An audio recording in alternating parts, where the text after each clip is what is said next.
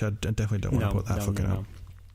No. Yeah, I don't know if these guys, it doesn't sound like a lot of these guys were sort of out or whatever, so I don't want to sort of splash their face all over the place. I don't know. I feel just splashed the name all over the podcast. Yeah, but anyone can have the name, but I think the face is different.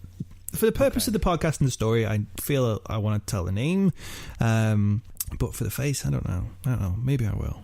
I don't know. Feels like I shouldn't. I don't think we should. No, I always try. I always try and be as respectful as we possibly can with this, even though I know that we do sort of tightrope that sometimes. But yeah, I want to try at least. Police believe the killer had a quiet, serious personality with an upper middle class education and an above average intelligence. Right, okay. Quite possibly he was an art student, as he'd informed a witness he was studying commercial art. So possibly an intelligent upper middle class student. Okay, yeah. However, most witnesses were obviously reluctant to cooperate with the police, with Inspector Rotea Guilford stating, "My feeling is they don't want to be exposed as homosexuals." as much as there may be an element of truth in that statement, it's also just as likely, like I said before, that given the police force's sort of previous physical assaults... I was going to say, the police do not care. So why would you... outing anybody. Yeah. I mean... my assumption is that the people who come forward may be just as fearful of the police as they are any potential serial killer. Because the police, the violence and things, because word would fucking get around. I mean, the place it's big, but it's not that big where people are not going to talk, and the community seems pretty tight. From what I know of it. So yeah, I don't think people would feel very comfortable going to the police at all. Of course, as the years went by, with a lack of any real factual information about the witnesses specifically, rumours did begin to stir within the community. Like I said, it was quite close-knit, so people talk, people would see things. People probably witnessed a lot of this shit going on, but didn't really say a lot until later on. They say, someone tells their friend, and their friend tells this person, and so on. So a lot of this goes on.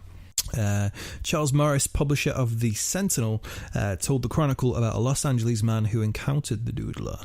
The man was about to go to bed with a young man resembling the composite sketch, but changed his mind when a knife fell out the man's coat. Which, yeah, it would be a sort of a weenie shrinker, right? You're just about to do your thing and the fucking knife drops out of someone's jacket. I think I'm going to rethink this. Thank you very much. Leave like a hole, like a body-shaped hole. In leave a Mikey-shaped hole in the frickin' wall. Yeah, that would be me. Numerous press accounts also mention 3 surviving witnesses. One was apparently a European diplomat who was assigned to the States, who in May 1975 apparently met the suspect in an upper market restaurant.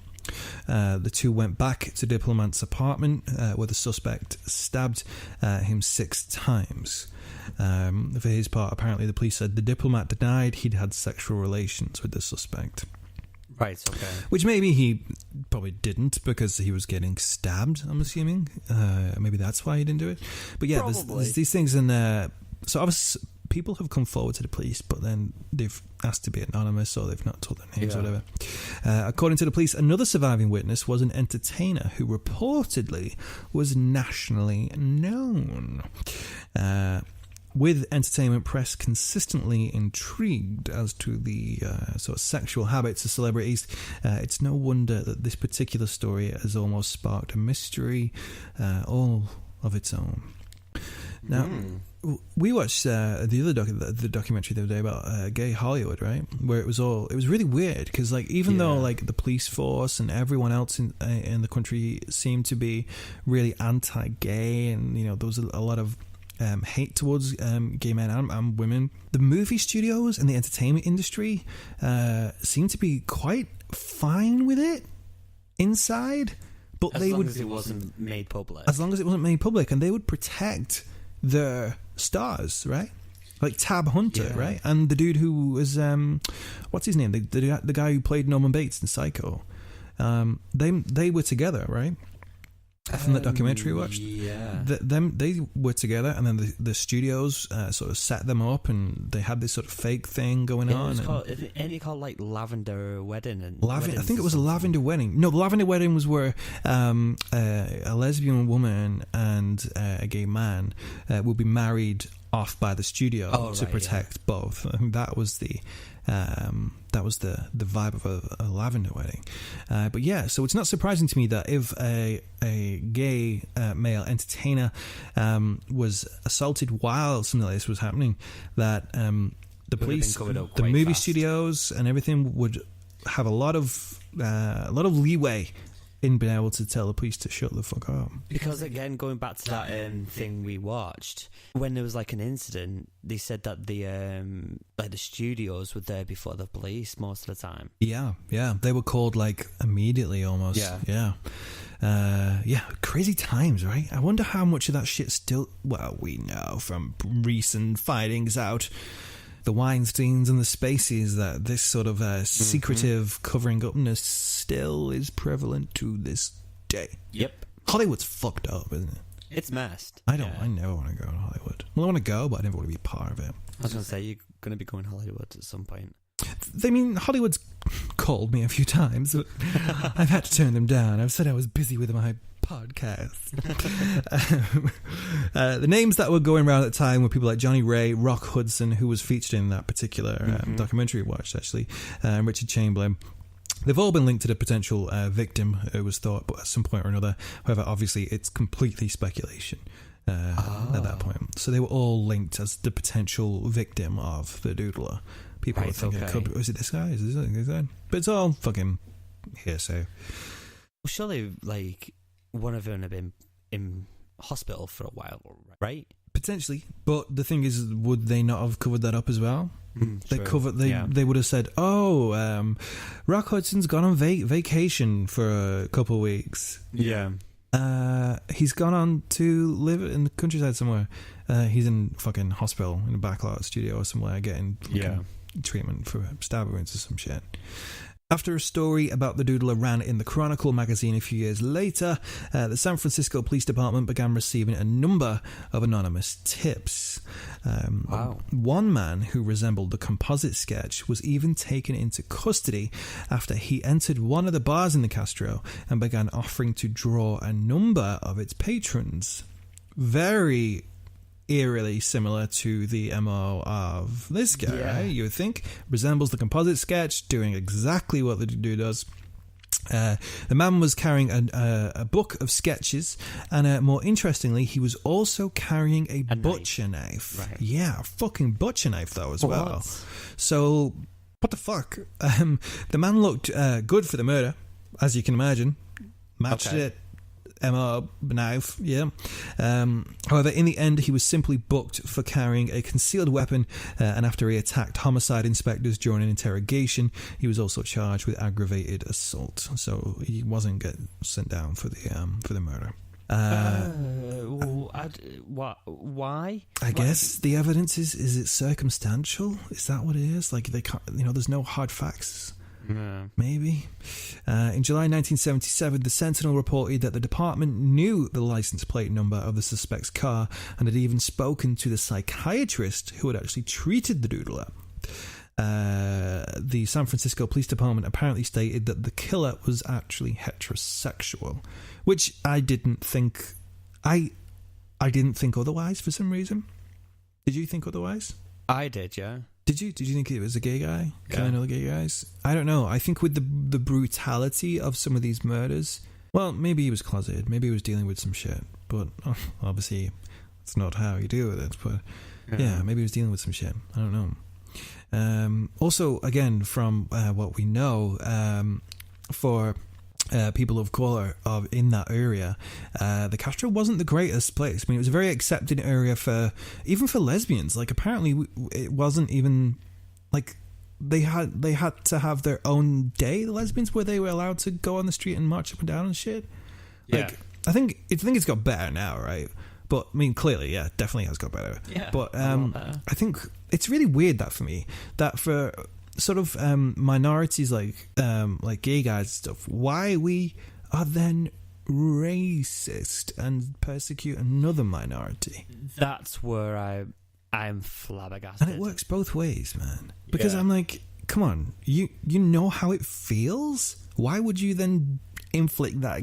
And you know how that feels, and you're fighting so hard for your own freedom. Why would you then not have the same empathy towards someone else who's just trying to do the exact who's doing same exactly thing. the same thing, just for a different thing, something that they can't control? I don't get it at all. I really don't get it. I don't understand it. Again, that is on both ways that I don't get it. Yeah, 100% works both ways. I really don't fucking get that. 3.5 years after the killings began, Harvey Milk himself was actually asked about the case, and in particular the apparently uncooperative surviving witnesses. Now, this is quote for quote, but I'm not going to try and do Harvey Milk's fucking voice. His voice is too well known for me to be able to get away with a shoddy version of it, so I'm fucking not going to do it. He said, I can understand the position. He followed that by saying, I respect the pressure society has put on them to stay in the closet. Understandable. So people were trying to be like, oh, all these gay guys are being so uncooperative about not coming forward and helping. And he's like, well, is it in a lot more eloquent way? He's like, well, is it any real fucking surprise? Yeah. He's so much more eloquent than what I am. After that, mentions of the Doodler murders all but vanished. Okay, just like that. Yeah. After that, mentions of the Doodler murders all but vanished. The story is now resigned to the vague memories of a small few who live on Castro Street. Unlike similar cases such as the Zodiac Killer and David Berkowitz, whose infamy would be talked about for decades to come, the Doodler was quickly forgotten, and the case went cold. I don't like that. Time for the wrap-up? Okay, yeah. But now, the San Francisco Police Department is back on track, and the case is now back in the spotlight. In April 2018, the police used DNA evidence to link the Golden State Killer Joseph DeAngelo to a spate of robberies, rapes, and murders throughout the 70s and 80s. Now, investigators are hoping the same controversial DNA techniques might finally help solve the Doodler case for good. And that, my friends, is one story whose ending, as of yet, is still unwritten. Wow. How crazy. So they've found some DNA which they think might be the Doodlers recently, this year. And with the Golden State Killer thing, the way they found... Well, like I said, it was a controversial DNA thing. What was controversial about it? Well, they did the fucking... the family... lineage thing, right? Yeah. The family DNA.